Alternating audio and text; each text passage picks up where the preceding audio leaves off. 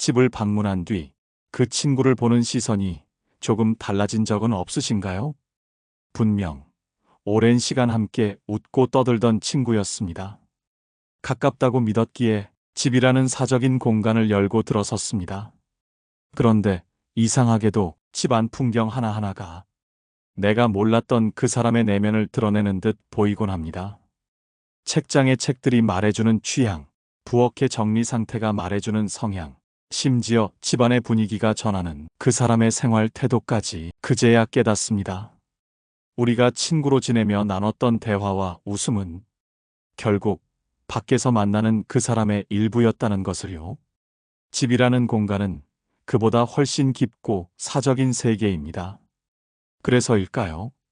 친구 집을 다녀온 뒤 이 사람이 이런 모습도 있었구나 하며 조금은 다른 눈으로 바라보게 되기도 합니다. 좋게 보면 친밀감이 커질 수 있지만 어쩌면 괜한 선입견이나 실망으로 관계가 어색해질 수도 있습니다. 집은 그만큼 누군가의 진짜 민낯이 담겨 있는 곳이기 때문입니다. 듣는 시청자에게 묻습니다. 혹시 여러분도 비슷한 경험 있으신가요? 가까운 사이니까 집에 불러도 괜찮겠지. 내 집인데 마음 편히 놀다 가라고 하면 되겠지. 얼마나 자연스러운 말인가요? 가까운 친구, 오랜 동료, 소중한 사람들. 우리는 당연하게 이런 사람들에게 우리 집 문을 활짝 엽니다. 하지만 오늘 저는 여러분께 조금은 불편한 진실을 말씀드리려고 합니다. 그 한 번의 초대가 여러분이 소중히 여기던 관계를 영원히 바꿔놓을 수도 있다는 것. 관계가 오히려 멀어지는 경우가 있습니다. 가까운 사이일수록 집 초대가 관계를 더 해칠 수 있다는 사실. 설마 그럴까? 라고 생각하시나요? 그럼 이 질문에 한번 대답해 보세요. 집에 초대했던 친구와의 관계가 그 이후로 미묘하게 어색해진 경험 있으신가요? 혹은 친구 집을 방문한 뒤 그 친구를 보는 시선이 조금 달라진 적은요? 오늘은 왜 가까운 사이일수록 집 초대를 함부로 하면 안 되는지 그 속에 숨겨진 인간관계의 심리를 깊이 이야기해 보겠습니다. 구독과 좋아요도 함께 해주세요. 왜 가까운 사이일수록 집이라는 공간을 함부로 열어선 안 되는지, 그리고 그 안에 숨겨진 우리가 미처 깨닫지 못했던 관계의 심리학을요. 먼저 이것부터 이야기해 볼까요? 집이란 무엇일까요? 단순히 잠자고 밥 먹고 쉬는 공간? 아닙니다. 집은 우리의 마지막 성역입니다. 밖에서 우리는 얼마나 많은 가면을 쓰고 살아가나요? 회사에선 능력 있는 직원의 얼굴을, 친구들 앞에선 밝고 재미있는 사람의 얼굴을, 가족에게조차 때론 강한 모습을 보여야 하죠. 하지만 집에 들어서는 순간 우리는 비로소 그 모든 것을 내려놓습니다. 화장을 지우고 편한 옷으로 갈아입고 소파에 아무렇게나 누워서 진짜 나가 되는 거죠.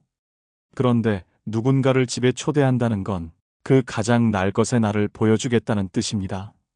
냉장고에 붙어 있는 메모, 거실에 쌓인 택배 상자들, 방 한쪽에 놓인 빨래 바구니, 책상 위에 어질러진 서류들. 이 모든 것들이 말을 하기 시작합니다. 이 사람은 이렇게 사는구나. 생각보다 정리를 못하네. 아, 경제적으로는 이 정도 수준이구나. 말은 하지 않아도 눈빛과 생각 속에서 끊임없이 비교가 시작됩니다. 우정은 그대로지만 비교의 눈금자가 놓이는 순간 마음의 거리는 달라집니다. 더 솔직하게 말해볼까요? 집을 초대하는 순간 손님은 더 이상 손님이 아닙니다. 그들은 무의식적으로 관찰자가 되어버립니다. 때로는 평가자가 되기도 하죠. 아무리 가까운 사이라도, 아니, 오히려 가까운 사이일수록 더 그렇습니다.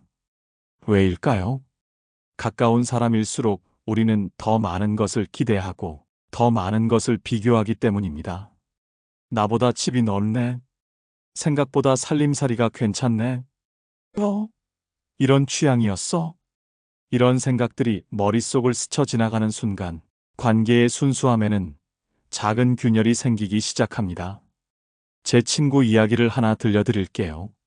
지수와 미나, 두 사람은 대학 때부터 15년을 함께한 절친이었습니다. 서로의 연애, 이직, 결혼, 모든 순간을 함께 했죠. 어느 날, 지수가 새 아파트로 이사를 했습니다. 당연히 미나를 처음으로 초대했죠. 야, 너가 첫 손님이야. 집들이 겸 놀러와. 미나는 꽃다발과 와인을 들고 설레는 마음으로 갔습니다. 초인종을 누르고 문이 열렸을 때까지만 해도 모든 게 완벽했습니다. 거실에 들어선 미나는 순간 멈칫했습니다. 넓은 거실, 통창으로 들어오는 햇살 세련된 인테리어. 지수의 집은 생각보다 훨씬 더 좋았습니다. 와, 진짜 좋다. 부럽다. 미나는 밝게 말했지만 그 순간 마음 한구석에서 작은 무언가가 뒤틀리는 걸 느꼈습니다. 함께 직장 생활을 시작했고 비슷한 월급을 받았는데 어떻게 지수는 이런 집에 살 수 있는 걸까? 혹시 부모님 도움을? 아니면 내가 모르는 수입원이? 그날 저녁 둘은 와인을 마시며 수다를 떨었습니다. 겉으로는 여전히 친했지만 미나는 계속 지수의 집안을 훑어보고 있었습니다. 냉장고를 열 때 안에 가득한 수입 식재료들, 화장실을 갔을 때 고급스러운 욕실용품들, 베란다에서 보이는 한강 뷰.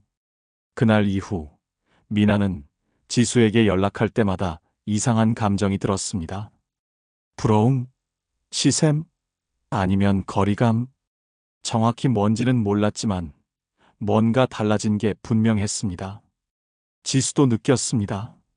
미나의 연락이 뜸해졌고 만나도 예전 같지 않았습니다. 내가 뭘 잘못했지? 지수는 고민했지만 답을 찾을 수 없었습니다. 그렇게 6개월이 지났습니다.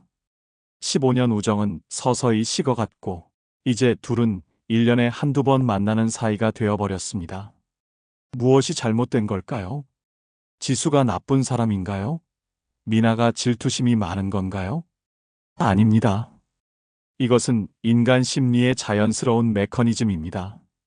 집이라는 공간은 우리의 모든 것을 드러냅니다. 경제력, 생활 습관, 취향, 가치관. 그리고 가까운 사이일수록 우리는 무의식적으로 그것들을 자신과 비교하기 시작합니다. 이건 나쁜 게 아닙니다. 인간의 본성입니다.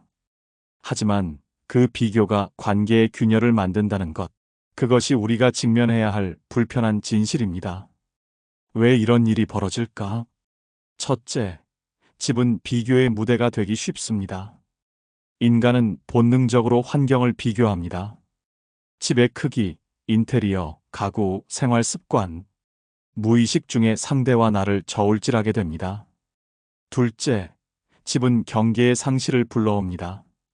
밖에서 만날 때는 지켜지는 거리감이 있습니다. 하지만 집으로 초대하는 순간 사적인 영역까지 드러나며 존중의 선이 무너집니다. 셋째, 진짜 친밀은 거리에서 나온다는 점입니다. 사람은 거리가 있을 때 존중이 생기고 거리가 있을 때 그리움이 자랍니다. 거리를 무너뜨리는 순간 가벼워지고 때로는 무례해지기도 합니다.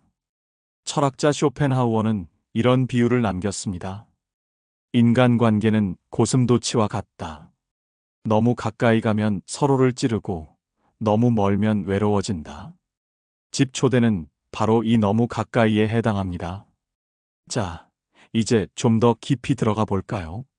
심리학에는 사회적 비교 이론이라는 개념이 있습니다. 1954년 심리학자 레온 페스팅거가 제안한 이론인데요. 우리 인간은 끊임없이 자신을 타인과 비교하며 자아 정체성을 확립한다는 겁니다. 그런데 여기서 중요한 포인트, 우리는 특히 가까운 사람과 더 많이 비교합니다. 왜일까요?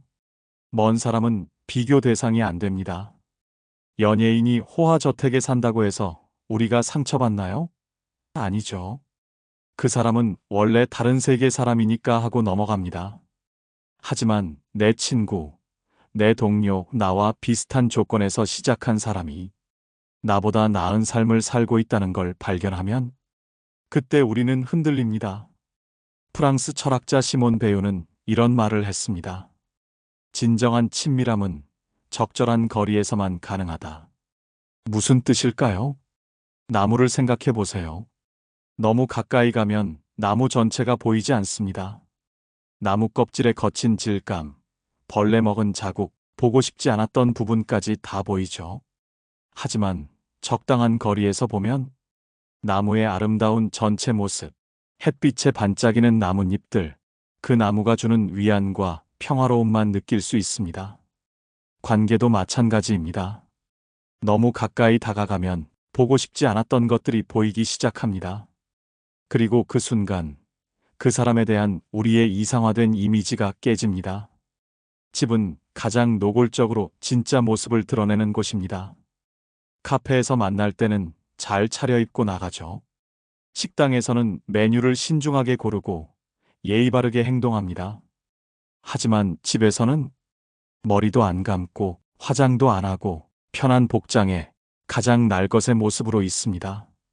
그리고 집안 곳곳에는 우리의 삶의 흔적들이 그대로 남아있죠. 읽다 만책, 정리하지 않은 설거지, 구석에 쌓인 먼지, 냉장고 안에 유통기한 지난 음식들. 이런 것들이 말합니다. 이 사람의 진짜 모습은 이래. 그리고 그 순간 관계의 마법은 조금씩 사라집니다. 독일의 사회학자 게오르크 짐멜은 낯선 사람에 대한 흥미로운 이론을 제시했습니다. 그는 말합니다.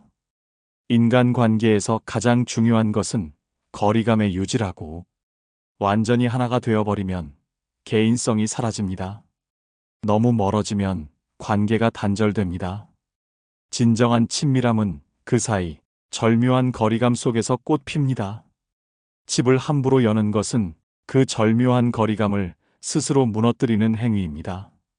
그렇다면 어떻게 해야 할까? 사람들은 종종 이렇게 말합니다. 진짜 친한 사이라면 집까지 드나들어야지. 하지만 과연 그럴까요? 진정한 친밀은 굳이 모든 것을 보여주지 않아도 유지됩니다. 오히려 모든 것을 드러내지 않기에 존중이 살아남습니다. 집은 마지막 남은 내 세계입니다. 그 세계를 함부로 열면 나 자신을 지킬 힘을 잃습니다. 그리고 그 세계를 쉽게 열수록 관계는 쉽게 흔들립니다. 우정은 거리를 남겨둘 때 오래 갑니다. 사랑도 경계가 있을 때 더 단단합니다. 그럼 가까운 사람은 절대 집에 초대하면 안 되나요? 이렇게 물으실 수 있습니다. 절대적인 답은 없습니다. 하지만 제가 드릴 수 있는 지혜는 이겁니다. 중립적 공간을 활용하라. 가장 좋은 방법은 제3의 공간에서 만나는 겁니다. 가까운 사람과 만나고 싶을 때 집이 아닌 다른 공간을 선택하는 지혜가 필요합니다. 예를 들어 카페는 편안하지만 사적이지 않은 곳이기에 부담 없이 이야기를 나눌 수 있습니다. 공원은 탁 트인 자연 속에서 산책하며 대화할 수 있어 마음의 긴장을 풀어주지요. 식당은 음식을 함께 즐기며 자연스럽게 웃고 대화가 이어지는 공간입니다. 또 전시회나 영화관처럼 함께 무언가를 경험하는 곳은 특별한 추억을 남기며 관계를 건강하게 이어갈 수 있습니다. 이처럼 집을 대신할 수 있는 많은 만남의 공간이 있습니다. 공통점은 적당한 거리와 여백을 지켜주기 때문에 관계가 더 편안하고 오래 간다는 것입니다. 이런 곳들은 둘 다에게 중립적입니다. 누구의 영역도 아니기에 관계의 균형이 유지됩니다. 초대가 필요하다면 명확한 경계를 설정하라. 그래도 집에 초대해야 하는 상황이 있을 수 있습니다. 그럴 땐 이 세 가지를 명심하세요. 첫째, 시간을 명확히 하라. 오후 2시부터 5시까지 차 한잔 할래? 이렇게 시작과 끝을 정해두면 손님도 주인도 편합니다.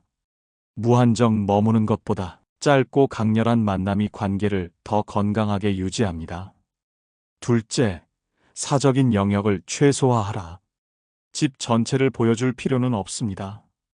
거실과 주방만 개방하고 침실이나 서재 같은 개인적인 공간은 자연스럽게 경계를 지키세요. 여기가 거실이야. 편하게 앉아. 이렇게 특정 공간에 초점을 맞추면 됩니다. 셋째, 특별한 날로 한정하라. 집 초대는 일상이 아닌 이벤트여야 합니다.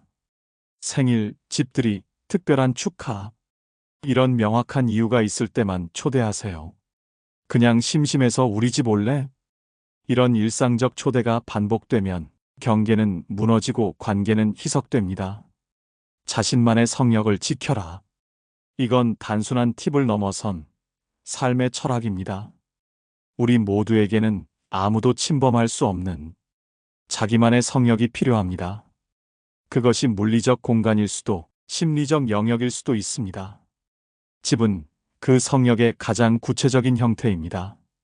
아무리 사랑하는 사람이라도, 아무리 가까운 친구라도 그 성역은 쉽게 내어주지 마세요. 그것이 나를 지키는 일이고 결국 관계를 지키는 일이기도 합니다. 진정한 친밀함이란. 자, 이제 우리 여정의 끝에 왔습니다.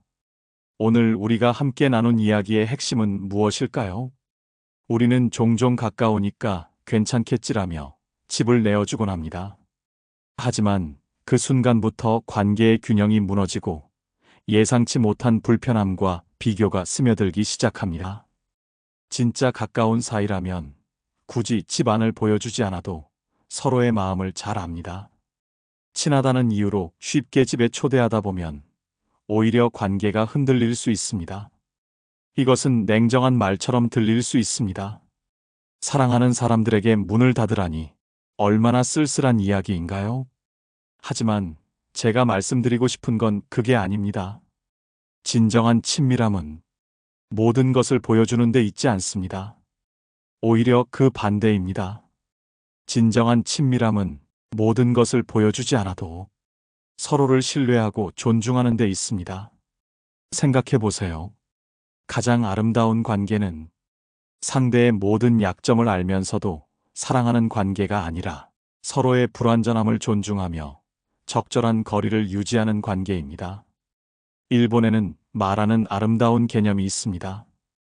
이것은 사이, 간격, 여백을 의미하는데요. 일본 정원을 보면 이 개념을 이해할 수 있습니다.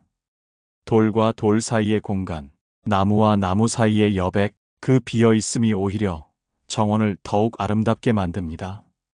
관계도 마찬가지입니다. 적절한 즉 공간과 거리가 있을 때 그 관계는 더욱 숨 쉴 수 있고 더욱 오래 갈 수 있습니다. 제가 가장 소중히 여기는 친구가 있습니다. 20년을 함께 했지만 저는 그 친구의 집에 단 한 번도 가본 적이 없습니다. 그 친구도 제 집에 온 적이 없고요. 이상하게 들리나요? 전혀요. 우리는 항상 카페에서 만나 몇 시간씩 이야기를 나눕니다.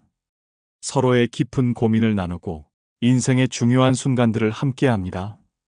집에 가보지 않아도 그 친구가 어떻게 사는지 몰라도 저는 그의 마음을 압니다. 그리고 그것으로 충분합니다. 여러분께 드리고 싶은 말씀은 이겁니다. 집을 여는 건 단순히 문을 여는 게 아닙니다. 그것은 당신의 가장 깊은 곳, 가장 연약한 곳, 누구에게도 보여주고 싶지 않았던 민낯을 고스란히 드러내는 일입니다. 생각해 보세요. 당신의 집에는 무엇이 있나요?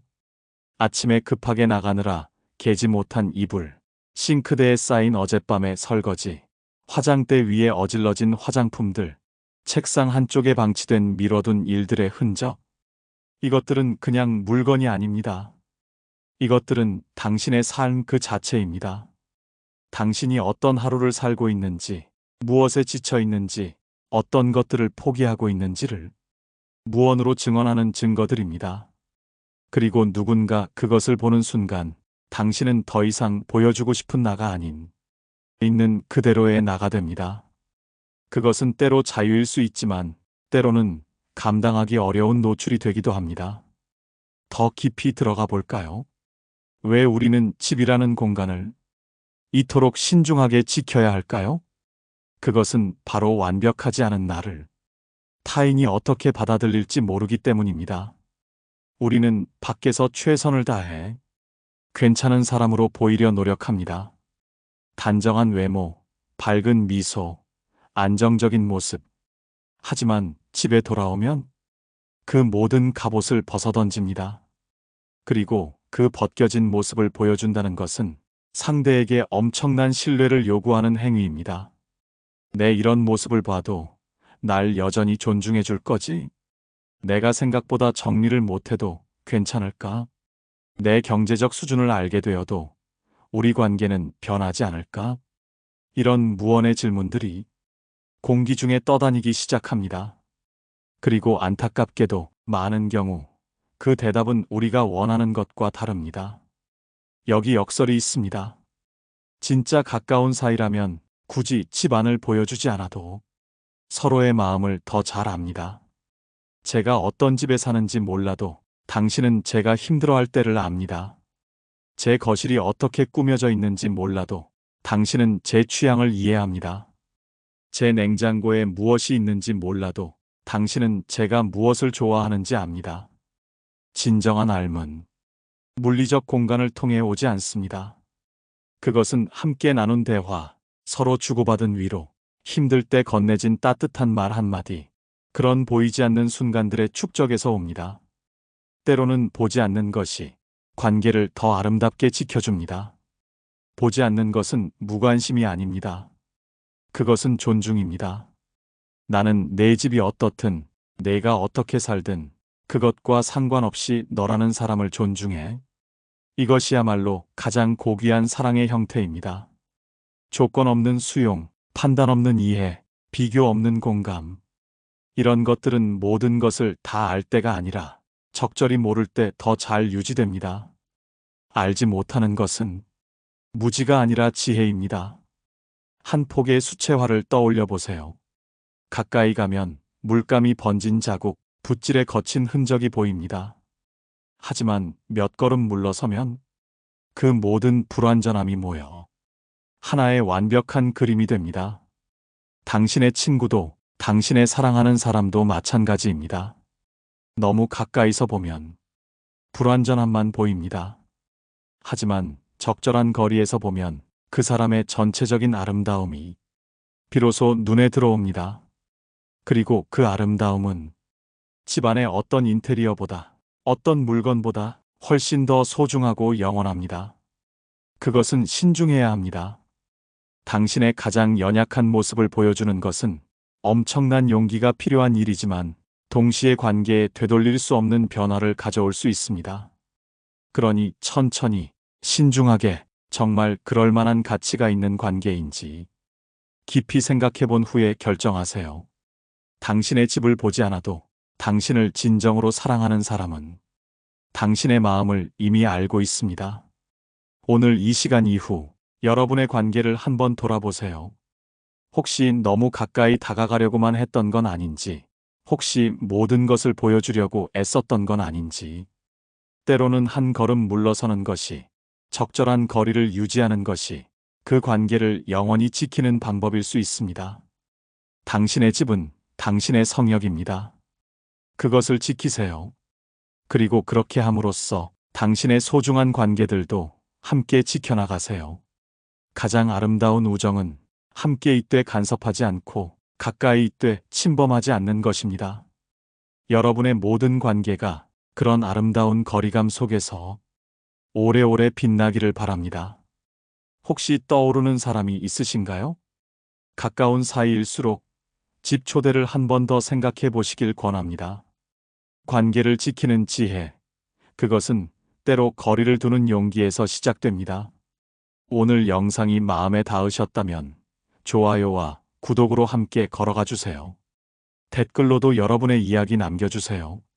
다음 영상에서 또 만나요. 별책룸이었습니다.